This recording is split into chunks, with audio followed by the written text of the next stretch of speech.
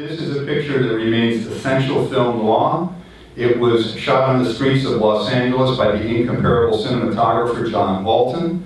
It is the film that immortalized that line, "It's a bitter little world." It's directed by Stephen Seekley. The first and foremost attribute of Hollow Triumph is its star and its producer, the one and only Mr. Paul Henreid. And here in person to discuss both the film and her father after the screening is our special guest star. Please give a warm Palm Springs welcome to my good friend, Ms. Monika Henreid, who's here tonight.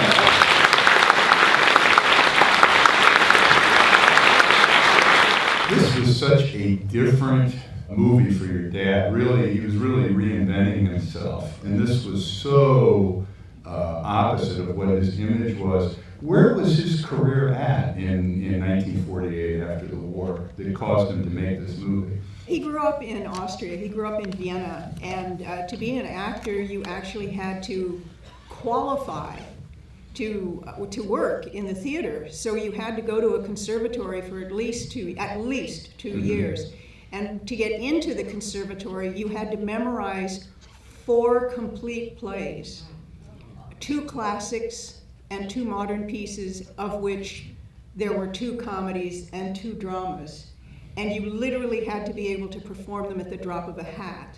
So you had to remember, that was a qualifying step. That wasn't even your senior paper. It was that sort of old-fashioned school where you had to learn to articulate, you had to learn accents, you had to learn other languages, you had to be able to walk and talk and work with props, and you had to fence, and you had to dance, and you had to sing, and oh my goodness, you had to be able to do everything. It was never in my father's consciousness in any way that he was going to come to Hollywood and become a star. His quest was that he wanted to be the greatest actor of the German-speaking stage. Mm-hmm. That's where he thought his career was going to go, and what he was actually working on. Mm-hmm. So even as a young performer in Europe and in England and then ultimately here, he pretty much had an eagle-eye view over everything that was going on and wanting to go on. And there were a couple of instances when he was under contract at Warner Brothers, but he felt that he was getting pigeonholed into this elegant, stoic, continental romantic leading man, and that didn't satisfy him. He was quite bored with that. Mm-hmm. I mean, we will accept Casablanca and now Voyager, But beyond that, they were pretty much pigeonholing him into that thing. Mm-hmm. And of course, after those 2 films, he was like on suspension all the time. Because they kept offering him the same thing, just new dialogue, but the same idea. And they wouldn't let him out. They weren't going to let him out, and so he argued with them over a number. Well, Jack Hill. Everyone that ever worked for Jack Hill had your father was in a long line of James Cagney and Betty Davis and Humphrey Bogart, and it was all about the artist wanting to be in the pictures or not wanting to be in the pictures, and Jack Warner being the dictator that he was, the mogul that he was, and everyone had their falling out. Because he was arguing and because he was on suspension, he was finding other properties and other things to develop himself. He then went to other studios and made other requests and said, yes, we can do this, we can get through this. Exactly like with this story was brought to him. Right. And I believe Steve Seekley brought it to him with the deal of, if you produce it, I'll direct it. If you star in it. And then as it turned out, when he took it to Eagle Lion, they are the ones who said, if you come in as a producer as well, because we can't give you your full salary, right? Because we're not, Warner Brothers or what have you. Sure. So when he read it, I think he loved it for a number of reasons. One is it allowed him to stretch his chops. That's a meat and potatoes role. I mean, he gets to chew up some pretty good scenery there, By being the producer, he had the opportunity to hire his friends. His hands are all over this. When I look at this, I go, oh, he did that. Oh, that's him. Oh, that came from him. The music, the choice of the opera, and the choice of the opera in the car, and the choice of the garage mechanic playing or whistling the Blue Danube. Hello, my father was Viennese. Who thought of that? You know, who put Well, that in the film? I told you this, and for the benefit of the audience, I got to know Arnold Laban, who did a lot of TV and The Rifleman and The Big Country, but back in the day, Arnold was the script supervisor on all these Eagle Lion films. And I got to know Arnold, and I asked him about this film, and I said, so who was really in charge of that? And he said, it was Paul's movie. No slight to Mr. Sabley, but it was your dad's movie, Yeah, no question about that. It was. Yeah. And it also caused a huge rift in his fan club. His 'Cause he fan was the club, bad guy. he was the bad guy. He Yeah. was two bad guys. Right. They did not like that. They left. They sent him, I even have some of these letters. They're scathing. They were so angry. They just wanted him to be that tall, gorgeous, romantic guy. You know? Which you were, you talk about your dad being the continental guy, but I mean, his name was Von Henreid. I mean, he was from that aristocratic bearing. He did have that in his DNA. You want to know what his real whole name was? There you go. Drum roll, please. Have you got a minute? Sure. It's Paul George Julius von Henreid Ritter von Wesel-Waldingau. That's on his birth certificate. I have a copy of that too. Goodness. And one of the things about your dad that I think is really admirable, and I was doing something today, something separate I'm working on, and somebody said to me, can you discuss this without bringing up the blacklist?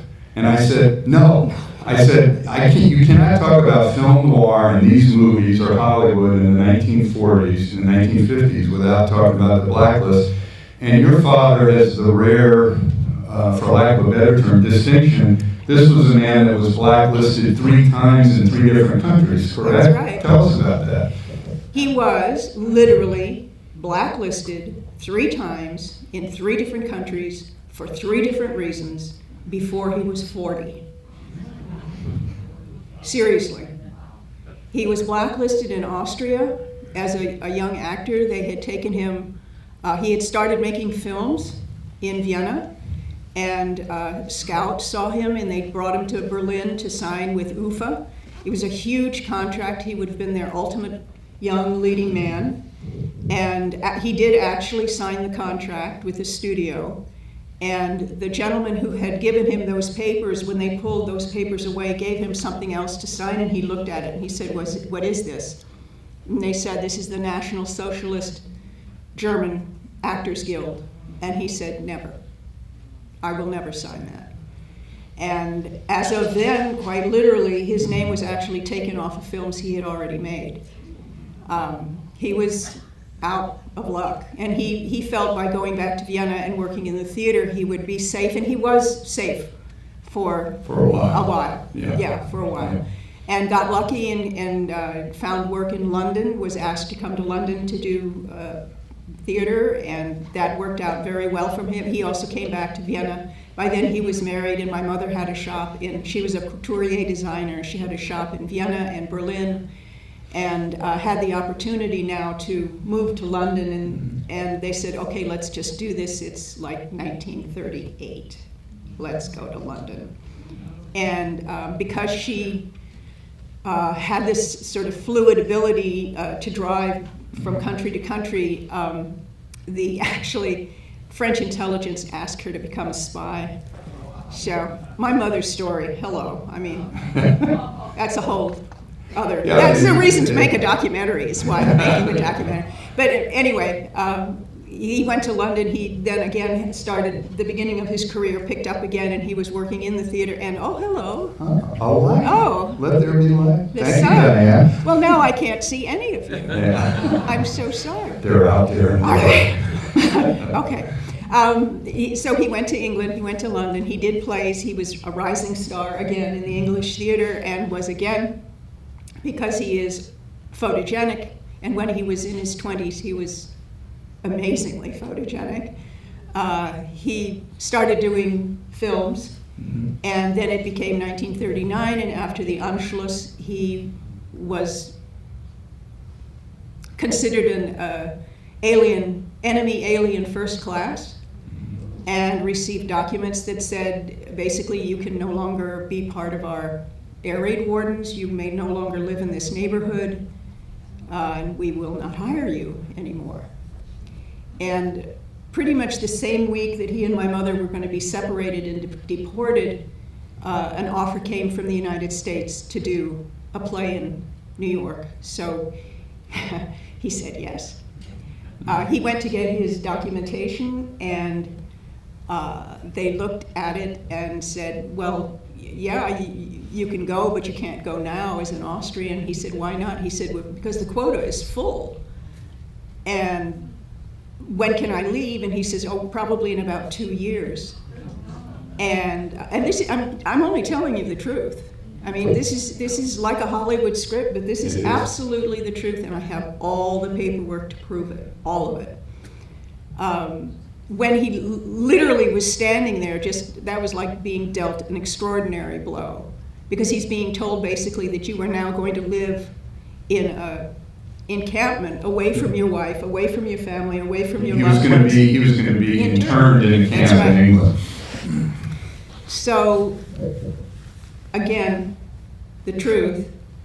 The kid sitting next to the official took the paperwork and pulled it over, and my father's passport was open, and it was, oh, by the way, a passport issued by the Third Reich. I have that too. The young man looked at it, and he said, oh, this says you were born in Trieste. And my father says, yes, of course, Austro-Hungary, I was born in Trieste. He says, no. Trieste is Italian. You were born in Italy. No. He says, what does that mean? It means you can leave tomorrow. True story. So he came to New York as an Italian. As an Italian, yes. I love it. So, and then, again, then he had a career on the New York stage. Mm-hmm. He came to California, as they say, the rest is history. Mm-hmm. And then, because he always, followed through on what he believed in, and he was part of the original committee for the First Amendment. The flight to Washington. He went to Washington, and thank you. Yeah. He was there and basically said, you can't. This is freedom of the press. The people have the right, and this is just ludicrous, and was promptly blacklisted for the third time. Yeah, so I believe his 3 for 3. His agent at the time was Lou Wasserman. Indeed, it was. And Wasserman was basically said, I'm not trying to tell you what to do, but this is not. You should not do this career-wise, and he stood on his principles and did that.